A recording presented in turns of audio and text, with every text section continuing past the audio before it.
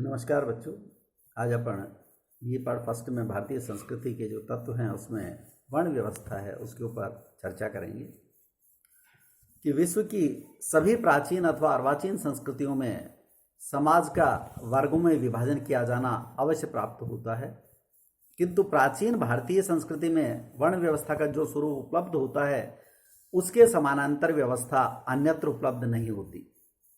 ऋग्वेद से लेकर समस्त परवर्ती भारतीय साहित्य में वर्ण शब्द का विविध प्रयोग प्राप्त होता है।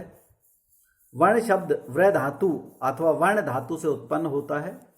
वर्ण शब्द से आर्य अथवा दास जाति विशेष अथवा ब्राह्मण आदि 4 वर्णों का भी बोध होता है। वर्ण व्यवस्था का अभिप्राय इन्हीं ब्राह्मण, क्षत्रिय, वैश्य और शूद्र 4 से है। इनमें सबसे पहले हम ब्राह्मण की चर्चा करेंगे।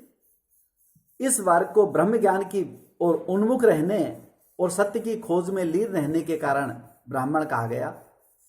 विराट पुरुष में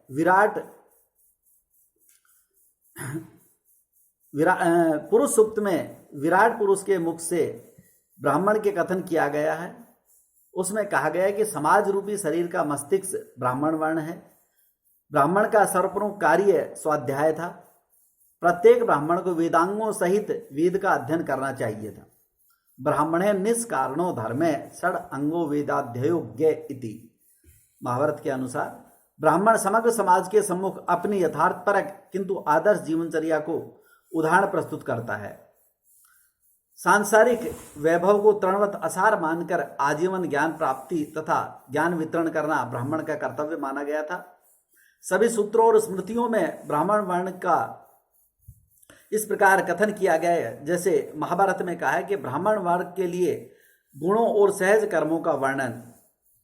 गौतम ने द्विजों ब्राह्मण, क्षत्रिय और वैश्य के कुछ समान कर्तव्यों का कथन करके तीनों के भिन्न भिन्न धर्मों का तथा उनके विशेषाधिकारों का कथन किया है। किंतु वेदाध्ययन करना, यज्ञ करना और दान ग्रहण करना ये ब्राह्मण वर्ण का विशेष अधिकार था। मनु ने गौतम के कथन का ही प्रकारांतर उसी को स्वीकार करते हुए कहा है कि वेदाध्ययन करना, यज्ञ करना और कराना, दान देना और दान लेना ये 6 कर्म ब्राह्मणों के विहित माने गए हैं। महाभारत के अनुसार क्रोध और मोह का त्याग करना, सत्य बोलना, गुरु को संतुष्ट रखना, स्वयं हिंसित होकर भी हिंसा न करे, जितेंद्रिय, धार्मिक, स्वाध्यायी, पवित्र, काम क्रोध आदि को वश में करे वही ब्राह्मण है।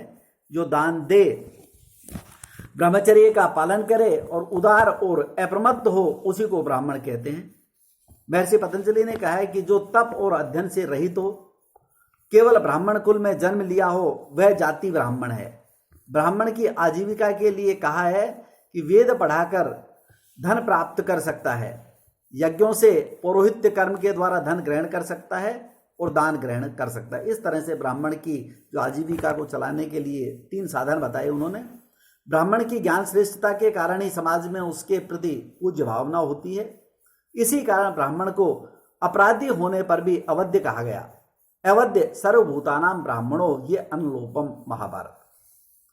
ब्राह्मण वृत्रासुर की हत्या करके अपराधी इंद्र को भी अंधकार में प्रदेशों में जाना पड़ा था और अश्वमेध यज्ञ से ही इस पाप की निष्पत्ति हुई थी। वाल्मीकि रामायण के अनुसार ये ब्राह्मण के कर्तव्य बताए।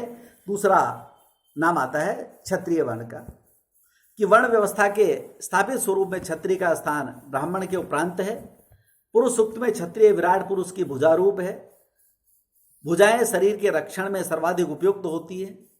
उसी प्रकार जो वर्ग समाज में रक्षण में तत्पर हुआ वही क्षत्रिय वर्ण कहलाया।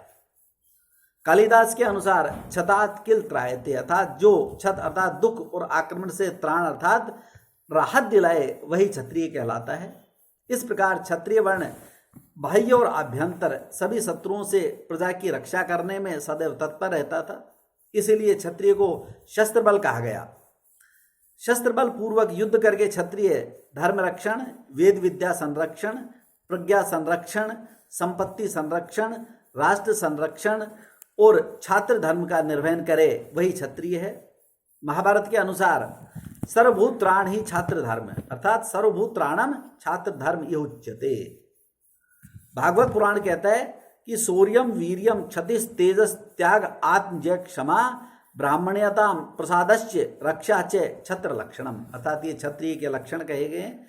गौतम के अनुसार अध्ययन करना, यज्ञ करना, दान देना, ब्राह्मण के समान होने पर भी क्षत्रिय के समस्त जीवों की रक्षा करने का कर्तव्य होना चाहिए, यानी क्षत्रिय में ये कर्तव्य भी होना चाहिए। मनु कहता है कि क्षत्रिय को सांसारिक विषय भोग के प्रति अनासक्त होना चाहिए। स्मृतियां भी मनु के इसी कथन को इस प्रकार से इसी कथन का समर्थन करती है। क्षत्रिय धर्म का यही आशय है। महाभारत में क्षत्रिय के लिए कहा है कि शौर्य, तेज, धैर्य, क्षमा, युद्ध क्षेत्र से न भागना और दान देना, ये सबकी रक्षा करना, इस प्रकार की जो भावना है वो क्षत्रिय के सहज कर्म है। क्षत्रियों के जीविका निर्वहन के 3 स्पष्ट साधन बताए उन्होंने कि वह जिस युद्ध में जाता है वहां से जीता हुआ धन उसका अपना होता है। न्यायकारी होने पर अपराधी से प्राप्त जो दंड धन होता है वो भी क्षत्रिय का होता है, और रक्षणकारी के बदले प्राप्त जो धन होता है वो क्षत्रिय का होता है। इस तरह अपनी आजीविका चलाने के लिए उसको 3 साधन बताए। आपातकाल में क्षत्रिय के लिए कहा कि वैश्यवृत्ति अथवा शुद्ध वृत्ति भी वो अपना सकता था। अगर किसी कारणवश वो इस धर्म का पालन नहीं कर सकता था तो वो आपत्ति काल में वैश्यवृत्ति या क्षुद्र वृत्ति अपना सकता था, किंतु ब्राह्मण वृत्ति अपनाने का क्षत्रिय के लिए निषेध किया गया है कि क्षत्रिय जो है वो ब्राह्मण वृत्ति नहीं अपना सकता। इस तरह से यानी जो काम सिर्फ ब्राह्मण कर सकता है वो क्षत्रिय के लिए उस काम के लिए निषेध कर दिया गया है कि वो ये काम नहीं कर सकता। अब अपन जो दूसरे वर्ण हैं उनकी चर्चा अगले वीडियो में करेंगे। आज इतना ही, धन्यवाद।